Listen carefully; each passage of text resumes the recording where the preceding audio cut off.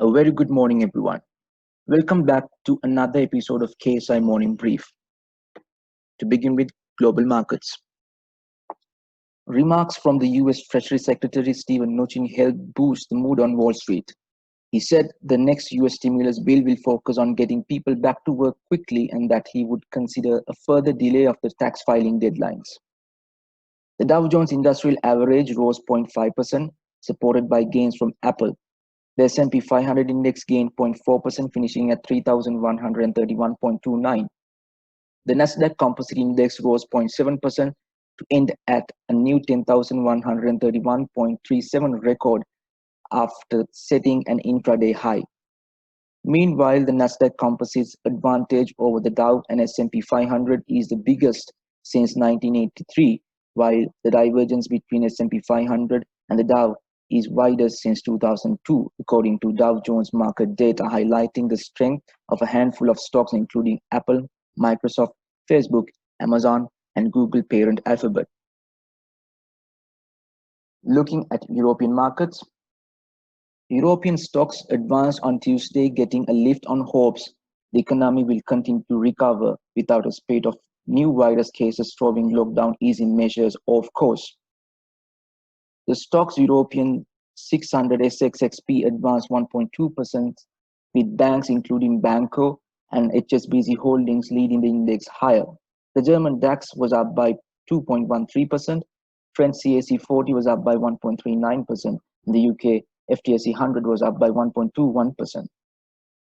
Wirecard rose for the first time since it revealed 1.8 billion euro of missing cash on its balance sheet that it now concedes probably never existed in the first place. Looking at Asian markets,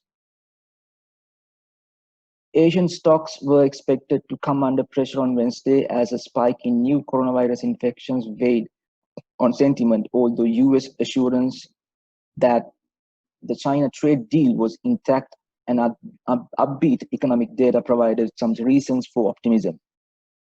Japan's benchmark Nikkei 225 surged 0.37%.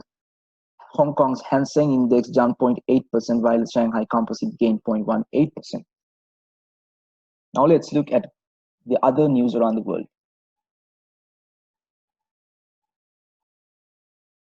Trump issued a presidential proclamation that temporarily blocks foreign workers entering on H-1B visas, which are for skilled employees, and L visas for managers and specialized workers being transferred within a company. Trump also blocked those entering on H-2B seasonal worker visas, which are used by landscapers and other industries. This will run until the end of this year, and it is expected to open up 525,000 jobs for the US workers. The World Trade Organization expects global trade to drop around 18.5% in the second quarter of 2020 as the COVID-19 pandemic upended the global economy. However, rapid government responses helped temper the contraction, and World Trade Organization economists now believe that while trade volumes will register a steep decline in 2020, they are unlikely to reach the worst-case scenario projected in April. One-third of automotive industry workforce in the UK collapse in demand brought the sector to a near total halt in the past couple of months. There were more than 6,000 redundancies in car industry in the month of June, and 1 in 6 jobs will remain at risk when government's furlough scheme ends in November. Now looking at latest COVID-19 related news. Total cases around the world has reached 9.3 million, with daily cases over 152,000 were reported. Total recoveries are about 5 million, and total deaths are around 470,000. Meanwhile, in Sri Lanka, total cases are at 1,991, and total recoveries over 1,500, and total deaths 11. Looking at latest vaccine updates. Chinese developed COVID-19 vaccine candidate is the world's first to enter phase 3 human clinical trial, which will begin in the United Arab Emirates on Tuesday.